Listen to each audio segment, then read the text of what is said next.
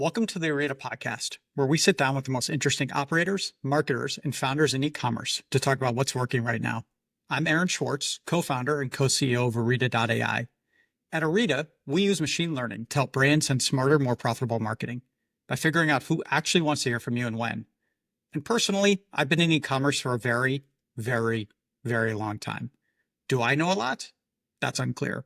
But do I know a lot of super sharp people who will share actually useful insights? Check. So if you're in e-commerce, the show is for you.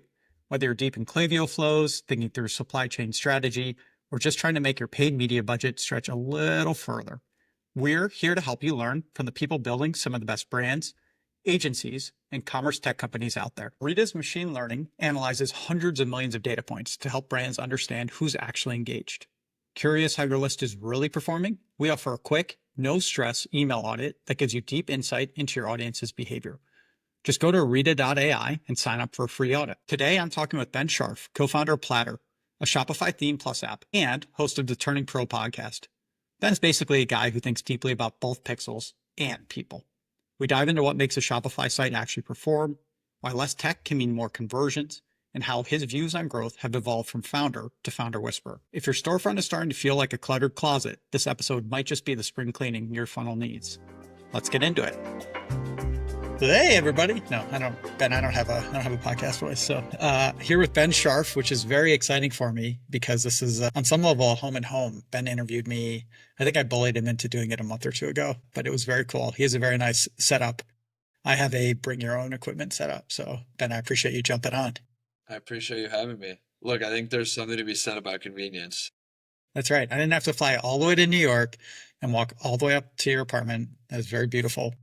I don't know if I told you this. I may have, but where you record is literally 500 feet away from my first apartment in New York. That was 227 Mulberry. No, I didn't know that actually. It was great. I just remember when Bondi first opened and it was all these beautiful people and I did not eat there for the year because I was like, I don't belong in this crowd. And now they've expanded, which is pretty exciting. Anyway, dude, it's really good to see you. I'd love for you to do a proper intro. I know you're a Division I hockey player, but I really want to hear the journey of kind of how you got where you are. And then we'll dive deeper into Platter, or we'll dive into your podcast and take it away, please. Yeah, I guess going back to the hockey days, I used hockey in my past life as my launch pad to get places where maybe I wasn't qualified to be, is kind of how I joke about it. I played Division I hockey at Colgate University, and then when I was there, my junior year of college, I was fortunate to get a job doing M&A consulting for after graduation. Fast forward to senior year, hockey was definitely, when I got to college, I realized it was more of like a stepping stone to get a good education and then get a good job out of school. Never did I think playing professionally was really on the table. Senior year, that became a potential reality for the first time. I had a really good senior year, signed with an agent, was talking to a bunch of teams. It was a really cool situation because I kind of had this job on the back burner during my senior year, so I could really just focus on being an athlete. And we beat Brown in overtime in the first round of playoffs, and then 2 days later the AD walked in the locker room and said, your season's over because of a global pandemic. So my life flipped upside down, where I realized very quickly the hockey thing was no longer going to happen, and then graduated online. I spent the last couple months of my senior year at home cooped up. In that moment, we also had the opportunity from the firm that I had a job at to defer for a year because they didn't know what was going to happen to their own businesses. So it went from thinking I was maybe going to play hockey to thinking I was maybe going to go to a corporate job to taking the option, which was essentially a 1-year option call to go, excuse my language, but fuck around and find out and play in startups and see if there was something there, because I was always curious about it. So I joined an early stage COVID testing startup, peak COVID, that scaled to 50 million in revenue in 5 months, which was a really crazy experience. It's where I met now one of my co-founders. After that experience, I still had intention of going to this corporate job. In 3 weeks before my first day, I got connected to a guy through a mentor of mine. Got coffee with him when I was out in LA visiting my sisters, and he's like, do you want to come do BD with me at GoPuff? And in that moment, I was like, all right, well, this is interesting for a couple reasons. The first one is someone told me to get a corporate job to basically spend 2 years doing that before I could go do BD at a high growth tech startup. So why would I go 1 step back to go 2 steps forward? I told him, I was like, look, I have a job starting in 10 days. So if you guys can move that fast, happy to explore. I did 7 rounds of interviews in 10 days, and then 12 hours before my first day, told the corporate job I was never coming, and that was the end of that chapter. Then spent a year at GoPuff, where I was building out a business unit to enable instant delivery for .com websites, which is where I got into this world of e-commerce and direct-to-consumer, and then eventually left there and started what is now known as Platter. Sorry, I'm busy taking notes. I'll unmute and ask you a Good. follow-up. I was like, keep going. This is fascinating. I forgot about GoPuff as part of your journey. I mean, that's like the biggest detail because that was my first step into the world of like e-commerce and direct-to-consumer. Well, yeah, but even the like COVID testing startup, you got to see hyperscale, right? And then GoPuff, you got to see hyperscale. How you and I first met, right? Now, Sir Neville, Sir mutual friend, right? One of your mentors, who was like an early engineer at Facebook and has started a couple of amazing companies. So you've been around high growth, whether you know it or not. For comparison, when I was growing up, I always thought entrepreneurship was like you get a Subway franchise, you spit out cash, you get a second one, and you spit out cash, you go get a laundromat, right? Like I didn't grow up think and like it was everywhere. My mind didn't process high tech entrepreneurship. But when you and I met about Platter the first time, it was cash flowing, right? And it wasn't a let's go hit hyperscale. Can you dig in a little bit into like what it was about each of these experiences that made you? And again, I know Platter has changed, so we'll come to where the business is today, but what about those experiences kind of informed how you even started Platter? Yeah, I think what's interesting, and this is something that I think I learned after the fact, reflecting on these experiences, is that this concept of like hyperscale and being at like a fast growing startup, there's levels to that game, right? Like that can mean a lot of different things, right? So like this first company, the COVID testing startup that I was at, we're talking like one location on Abbot Kinney, like a couple people in the back of a garage to like 14 states and 50 million and like 800 employees and contractors over 5 months. That is a very different experience. And I was like a sub 20 employee versus like joining GoPuff, despite it being a hyperscale business, the valuation was already in the B's when I'd gotten there.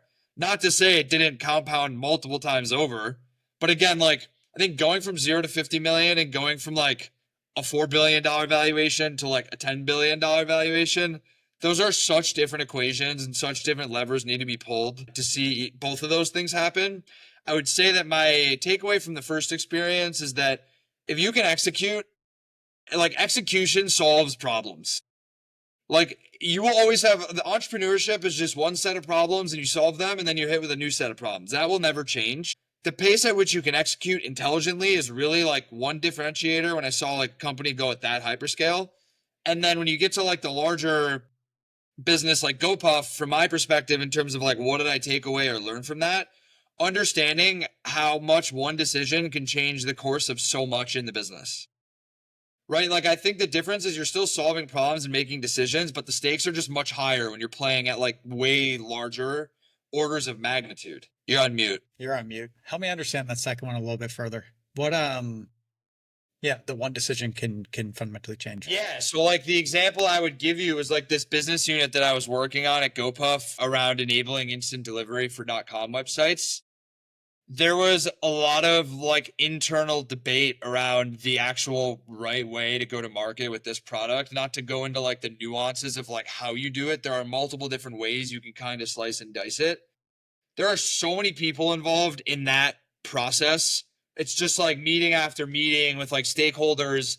And when you actually calculate like how much money was lost when you think about like the hourly rate of the important people that are like spending hours and days and months like analyzing this and pressure testing it to then ultimately make a decision, which actually ended up, for context, was the wrong decision. Like the way that it went to market the first time flopped. So I say that because you now fast forward a couple years, it was like a ton of money, a ton of time, a ton of resources, and a big bet that like didn't really materialize the way that you thought it would. Had you spent that much time on that concept, but in the business that was at the zero phase, that business would have been dead already. I follow. Interesting. From the like pace of execution, we talk a lot about it, like better to make 50 decisions and be wrong at 10 of them than to make 8 decisions and be right on all of them.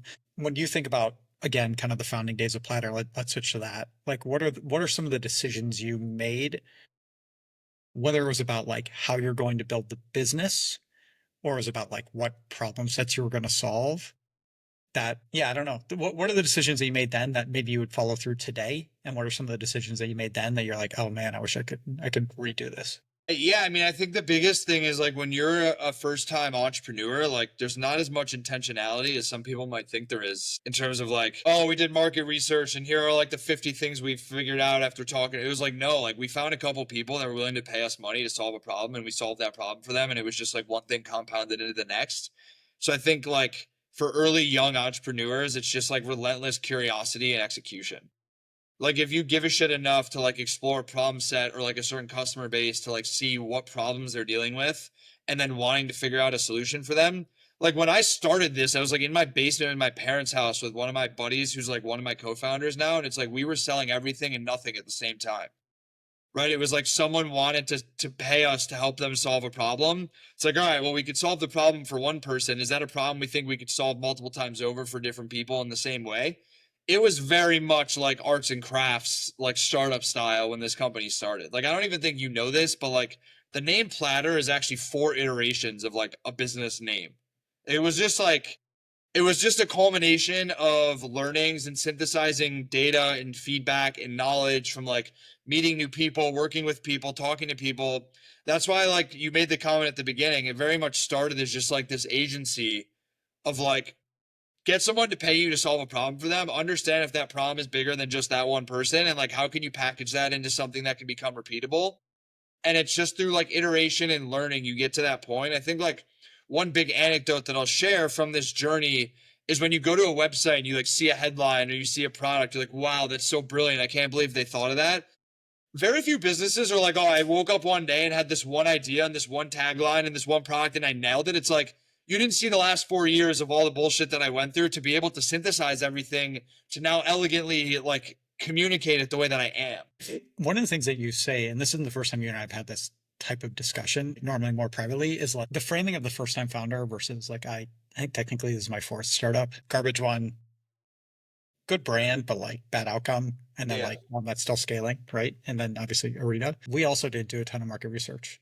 My co-founders figured out a problem, solved the problem, uncovered more in solving that problem, built more trust, had broader discussions with customers, be like, cool, what's the underlying issue that you're trying to solve? Started solving that, et cetera, et cetera, et cetera. And I think like 9 out of 10 startups that are like good, I think actually start that way. Like there is a, hey, I'm passionate about solving this problem for this person, but there is not a cool, let's go do a ton of work. Like no matter what stage of being a founder you are, like there's a lot of tinkering before you're like, oh shit, this is interesting. And somebody's willing to pay for it. And there's probably like a bigger opportunity around the corner. What was the first problem that you solved? Like who's your first customer? What problem did you solve for them? I mean, I would say the first one is probably not the accurate answer because we actually merged together like two separate agencies, if you will. But like the first solution for us in its like most basic form was building a website for an e-commerce brand.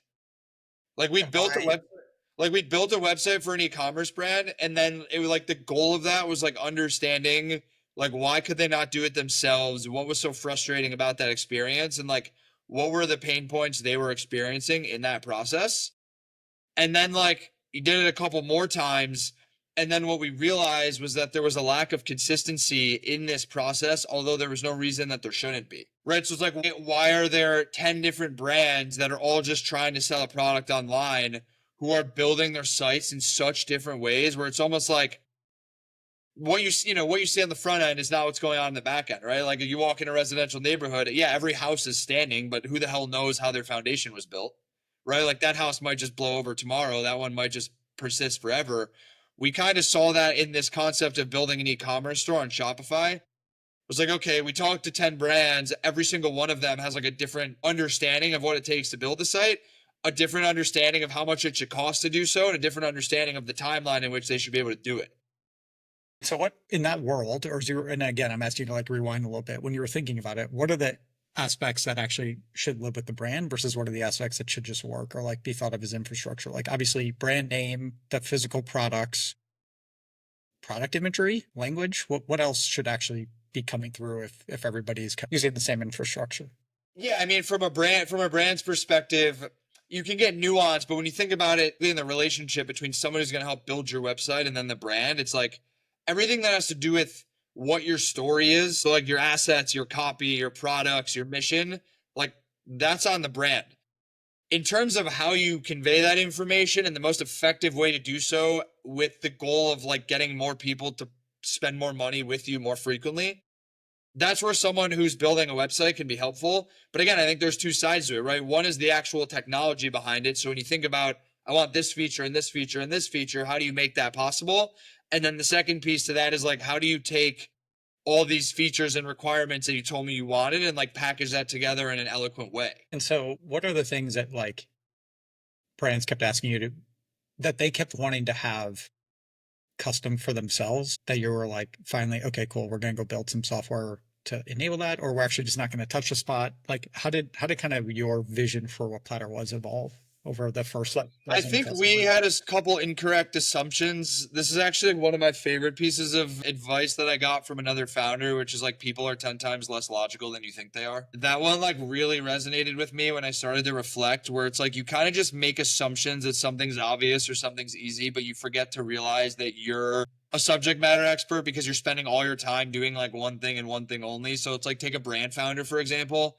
You're like, why would you not know that like you should use a cart drawer instead of like a page load when they're like a consumer's trying to check out? It's like, well, I don't know. Like, did you come up with the product? Did you package the product? Did you set up the 3PL? Did you do the ad budgets and the marketing campaign? I'm like, okay, well, now I get it. Like, it's not as if this is the only thing you're thinking about every day. Right. So I think it's really just like understanding that a lot of brand founders, and I've seen, at least in my opinion, the best brand founders are very good at delegating, in the sense that like they're not necessarily experts in every part of the puzzle that they need, but they're really good at finding the right people to help them with each part of that puzzle. And so for us, it's like we would meet these brands. The e-commerce experience is the most important thing for so many of them, at least even a couple of years ago. Now, like omni-channel is table stakes, but like rewind a couple years, there are like a couple brands that were very much D2C only that were like making a lot of money. It's like, okay, well, your website is like the most important thing for you because this is where all your money's coming from. Yet it seems to be like a point of confusion and a point of stress and frustration. Why is that? And then when we went a layer deeper, I would talk to brands that are doing similar amounts of revenue in the same categories. One is being told that their website's going to cost $20,000 to build, and another one's being told it's going to cost $150,000. Yet the end product is going to be somewhat similar. And that's when I started to ask myself these questions of like, why is that the case? Like, what am I missing here? Which led me to kind of, I would say, like the insight to kind of bring this full circle to your original question was the incentive misalignment between parties. Because if someone being the dev agency is getting paid 100% for their time, they're not incentivized to build for efficiency and cost effective. They want things to be complicated and take longer because that's where they're getting paid. A brand is looking for like, I want the best solution as fast as possible, as cheap as possible. Do you work at all with partners, with any agencies? Do any agencies use Platter? Sorry, my lights are freaking out. Use Platter to No traditional dev agencies are using our products today.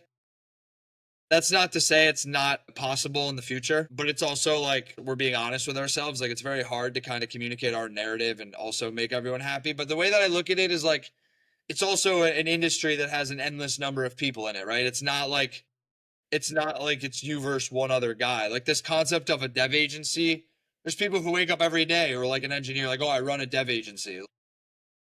That's interesting. I mean, for us, our entire go-to-market and our entire like strategy as a company is through partnerships, right? The Yeah. idea is like we're really, really good at one narrow piece of the pie, but by being good at that point, like, when does a customer want to hear from you? We actually get to supercharge the work of everybody else. And so from a like pure, it's not a right or wrong, but from a like pure company strategy, it's such a different approach. So where do you guys get your customers today? Is it word of mouth? Is it outbounding? Like, how do people find you? It's mostly through content and then referrals. So like we get decent referrals from like tech partners. So less like dev agencies, but more like providers of specific tooling, like similar to the boat you guys would be in. Like there's certain tools or certain categories of functionality that we don't do that like every brand uses. The most obvious one is subscription.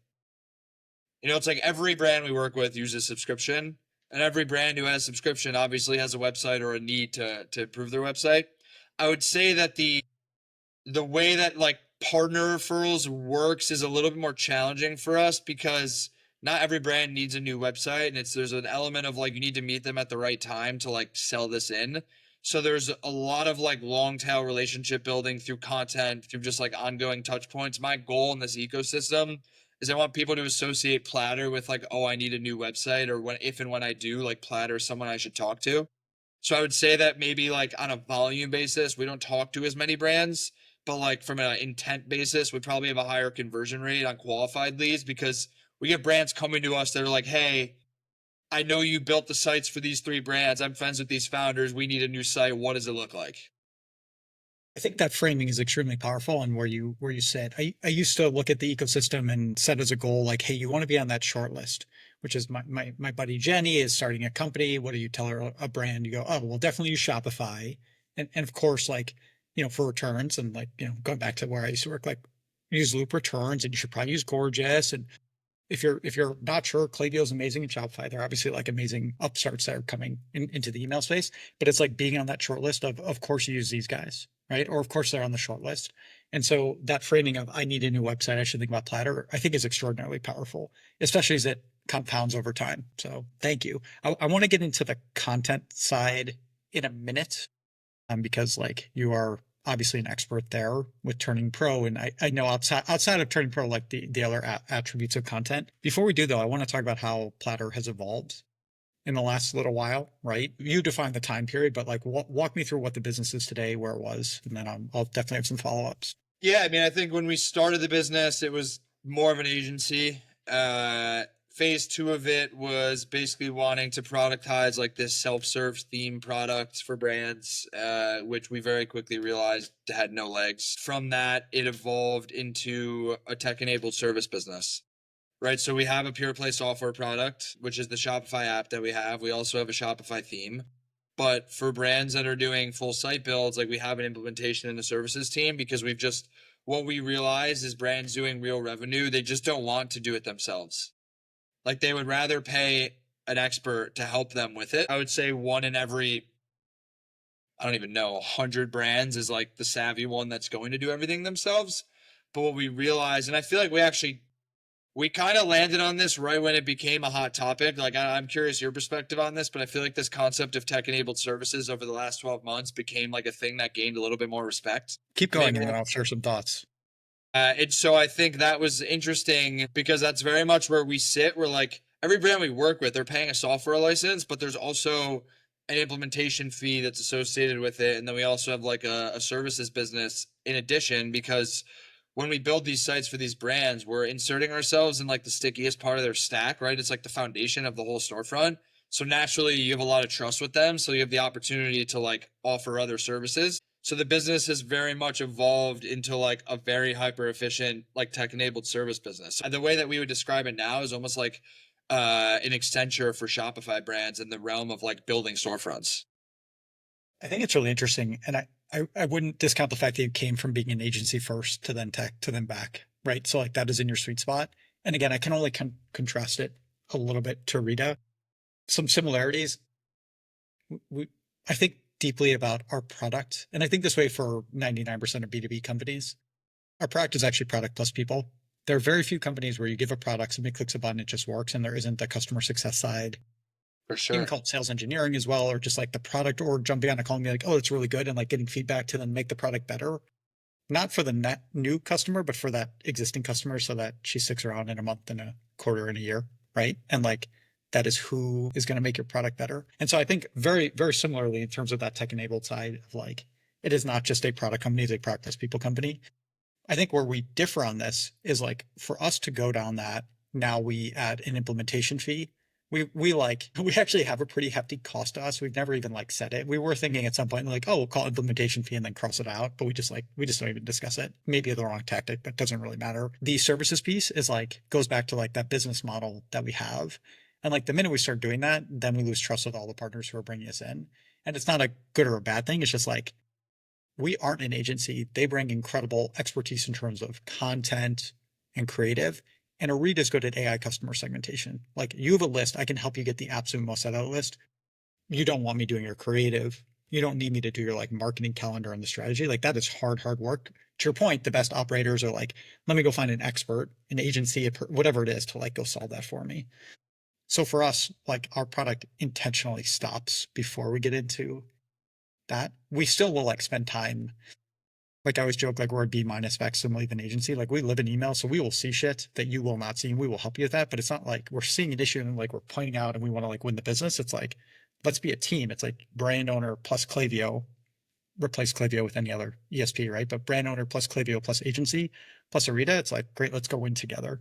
It's kind of just like the outright It's a strategy. philosophical question you have to answer. And to be honest with you, it really also just depends what you're building, right? Yeah, There's certain products and businesses that are meant to be one way, and then there's yeah. others that are meant to be the No, other. that's right. It's not good or bad. I mean, the default that I would say though is like focus wins. And so for you guys, like that makes sense how you're building it.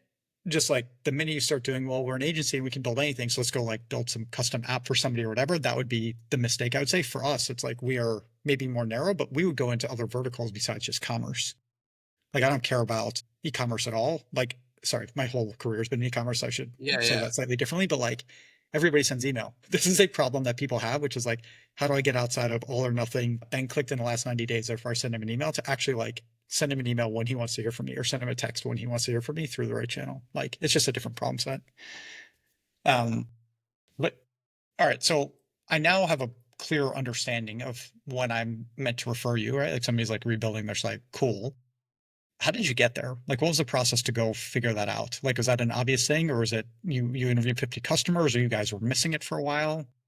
I mean, it was more so like I talked to a high volume of brands at GoPuff when I was there because we were building a Shopify app, and we always had the conversation around like, how's your website set up? Because like we're gonna have to integrate into it, so on and so forth. And it was just like no two brands would ever give me the same answer. And I'm talking to like big household names that everyone in consumer knows as we know them today. And it really just, I would say a culmination of a lot of conversations with brands made me just like question the current model as if like, is this really the only way and the best way to be doing this? Where it's like any dev agency holds the keys to the castle because they get paid for their time. So it's like, how much are you willing to pay for their time? So that was kind of when we realized, okay, well, if you can combine that service-based model with some software, so the net cost is lower. But for us, the reason there's value there is because, the dollar you're getting that software revenue has a higher multiple. So we could actually charge less all in, but still have like a higher value contract. Does that make sense? It does. So it's like instead of charging $50,000 to like rebuild your site, it's like I'll charge you 20,000 implementation and then like a 10K SaaS fee. So you're paying 30K, but for us, it's like you're building licenses because it's like a platform fee.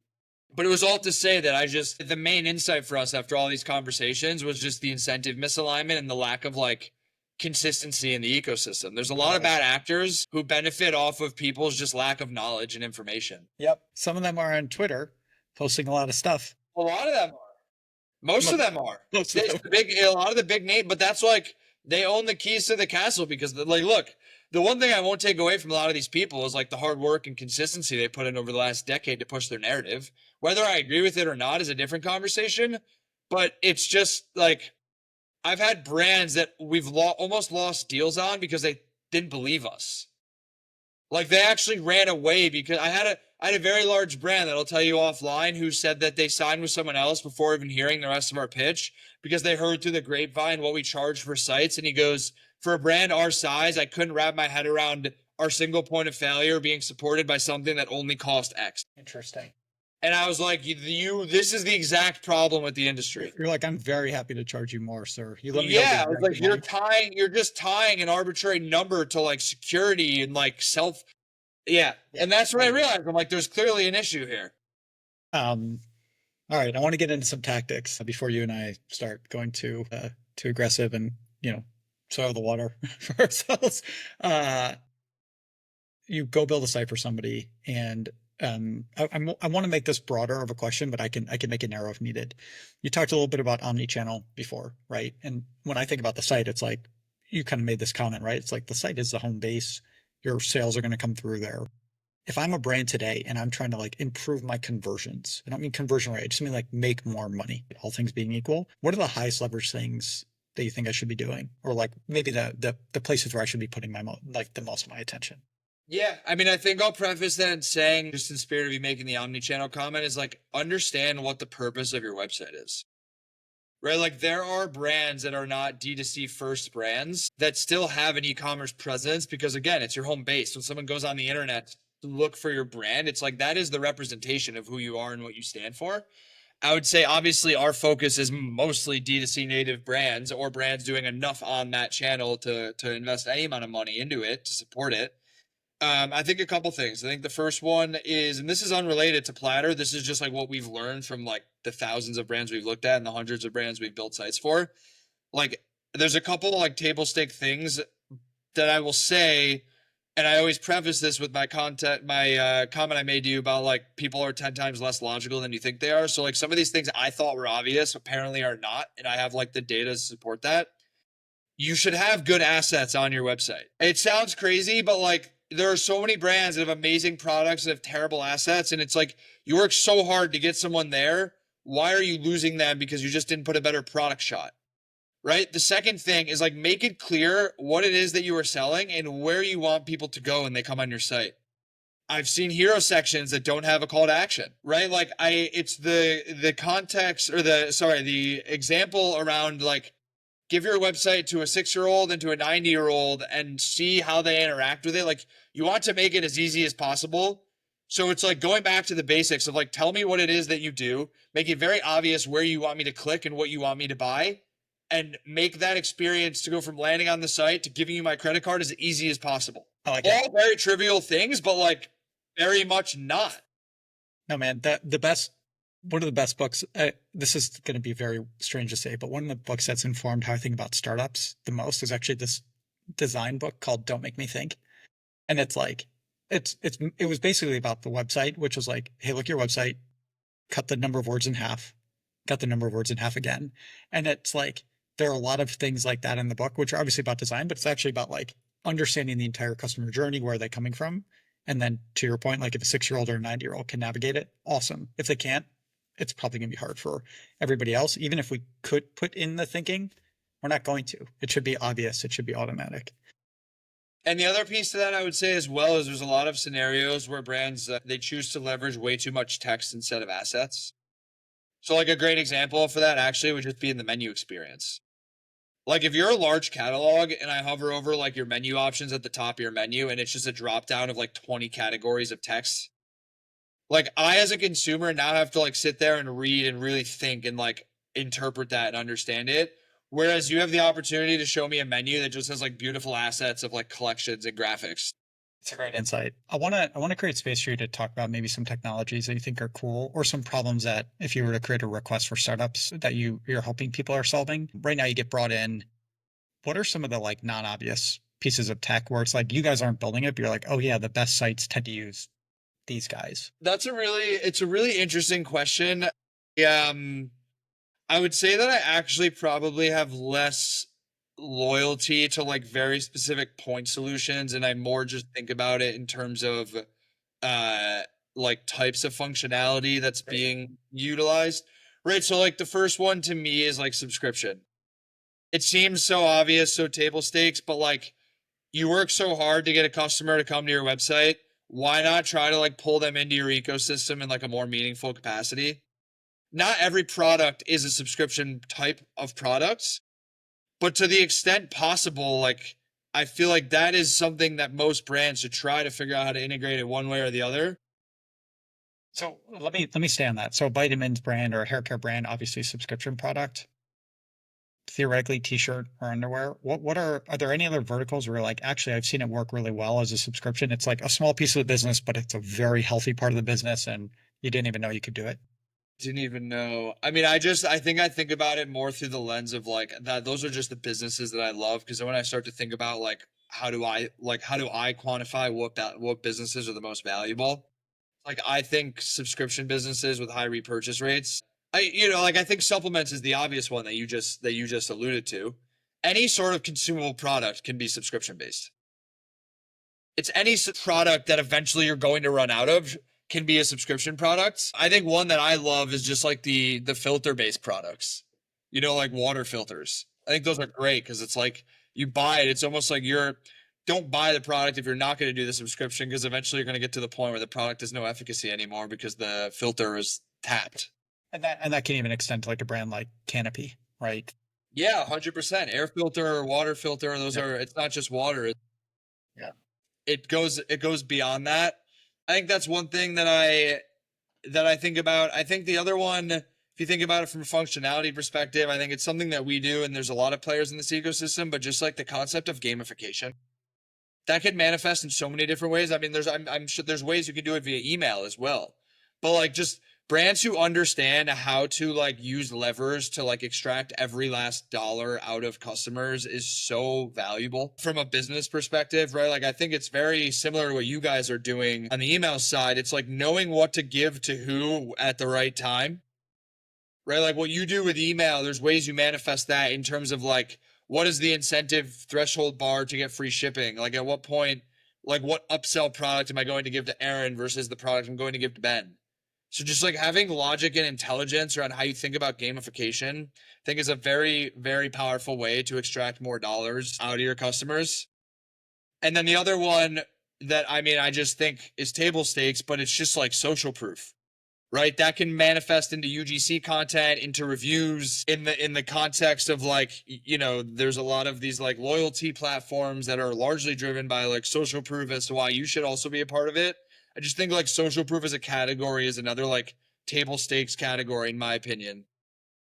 For somebody who wants to go check out some sites that do a good job with subscription or gamification or social proof, are there any go-to sites, whether you guys built them or not, that you would say like, hey, these guys have a really unique experience or good experience? Interesting. I'm actually like intentionally trying to figure out a couple that maybe aren't.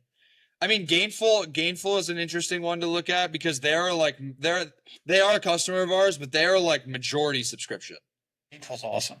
Like they're 99% of their business. I don't actually know the number, but I know it's high. 99% of their business is built around subscription. So that's like a great example of one where like, yeah, there's other stuff on the website, but at the end of the day, like their metric they're looking at is like how many subscribers do we have and like what is the lifetime value of these people. So I think that is a really, really good one to look at. Another one that I personally really like is wait, where was it? I actually was just looking. I'm now scrolling through the list because I'm trying to give you an answer that is more unique because to be honest with you, all the subscription businesses that I really like are supplement. Actually, you know what? Rora is a good one. You know Rora, the water? Yeah, of That's course. another really, they're also a subscription business. That's all, that's a water filtration, water Yeah, filter, all subscription those guys led. are super cool. Yeah, so that's another like subscription focused brand that I really like. And then you have some that are more consumable, uh like supplement based, but like if you know masa chips, for example, they're basically building like Lay's with no seed oil. That's like the mission of their business. But they have like a very high repurchase rates. It's a really high quality product. So people are like, I just want more of this. And another one who's also a customer is Neurogum. We work with Neuro. Neurogum's another great one when you think about like gamification and also like subscription. We just started partnering with those guys. What an incredible business. They are, yeah, those guys are awesome and they deserve everything that comes their way. I mean, they've been building this thing for like a decade and I feel like in the last couple of years it's all of a sudden become a beast in and of itself. I love it. I'd be remiss if I didn't share. The person who actually brought us in there is Zach Sharon from Sidekick, which is a super cool agency, and he's yeah, like very very embedded with that team. All right, last set of questions for you because I really want to understand a little bit more about Turning Pro. Why'd you start it? How's it going? Yeah, walk me through it. Turning pro for me is very much like a selfish curiosity. I'm very honest about that. I think it's my way of talking to people that I'm interested in talking to and learning from. And then I think any sort of media that comes of it as a byproduct, and if there's someone who finds value in that, like that's awesome. I started it because I wanted a way to like have conversations with people. And I think it's also a really good platform to be able to build relationships with people because relationships 101 is like add value before asking for anything. A podcast is the easiest way to do that. Giving a platform to someone to talk about themselves. People love talking about themselves. It's a very low lift way to like break the ice to build relationships. So I think there is some tangible value there, but truly I built it because I was curious. If you were to project out 15 years from now, what's more likely to still be not existing because both will exist, but like under your focus? Is it Turning Pro or is it Platter? Wow, that's a big question. More likely to exist? I would say more More like likely to exist with it being your point of like you're like absolutely still with it. Like I don't see Platter disappearing, right? Like you guys have built the business to be lasting, and I know there's a lot more there, but yeah, I don't know. Basically, I'm trying to figure out where you're like, I don't know where the passion is between those two. I mean, I think the one thing I would note about the podcast is that there's a bit of an illusion in terms of like time spent on it. I would say day to day, right? Because like I don't do any of the editing or post production, and I bulk record my episodes. So I would say that I probably spend on average 6 hours a month on the podcast. So I don't. I guess it's funny because I don't really. I haven't thought as deeply about like the outside perception of it. But to me, Yes. it's like I don't even see it as like an operating entity property, if that makes sense. Dude, it's wonderful. It may be, I mean, it's also you've been putting in the work. And so I haven't gone back to listen to episodes 1 through 15, right? To actually know how it started. But it's very clear that like the output is real and it's quality and it I brings appreciate actual that. insights and it's useful. Um, all right. So earlier in the discussion, you were talking a little bit about like, hey, for Platter, content is a big piece of it. So I assume there's some halo effect from turning pro, though. In our discussion, I don't even know if you mentioned Platter once. You certainly didn't introduce yourself as founder of, right? So what else from a content side are you working on now related to the business? What's worked really well for you? What hasn't worked? What are you experimenting with? Like, yeah, Yeah, I share mean some. on the content side, every content vehicle is strategically designed as a means for me to just meet more brand founders. And I find that because our business model is it's a big ask, right? Like, oh, you should rebuild your whole website. Our most effective strategy is maximizing like the number of relationships that we build and just the number of people we can get Platter in front of who are aware of what it is that we do. So they know if and when the time comes for a new site, like we're top of mind for them. Which is why like the content thing, I find it to be a lot more valuable when you're not pitching the content thing as like this Platter thing. Yet everything, if you look at it, is strategically designed that way. So like I just launched a content series on my Instagram called Sweat the Details, which is like me and a brand founder in the sauna and the cold plunge. And that is a great example where it's like, okay, well, like you don't really talk about Platter in this, but every single episode is with a brand founder, right? So it's like, all right, well, you're coming over to my apartment. We're gonna film an episode that's gonna take us 15 minutes. I'm then going to take this piece of content, I'm going to post it on multiple channels. You're going to also post it. I'm going to be able to cross contaminate my audience with your audience. Theoretically, if you're a brand founder, you also know other brand founders who are then going to see this thing, see who I am, see what I'm doing. And that is like a long tail strategy. Like, that is the reason our entire business to date has been built off relationships and referrals because it's just about network effects.